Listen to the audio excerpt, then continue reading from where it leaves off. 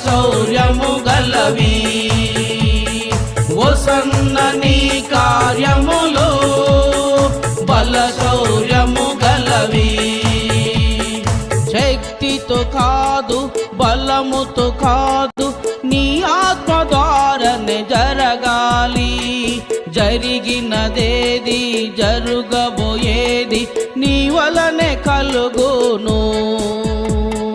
శక్తితో కాదు బలముతో కాదు నీ ఆత్మ ద్వారానే జరగాలి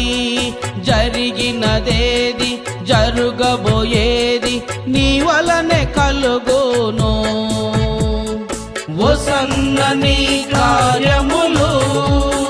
బల శౌర్యము గలవి వసన్న నీ కార్యములు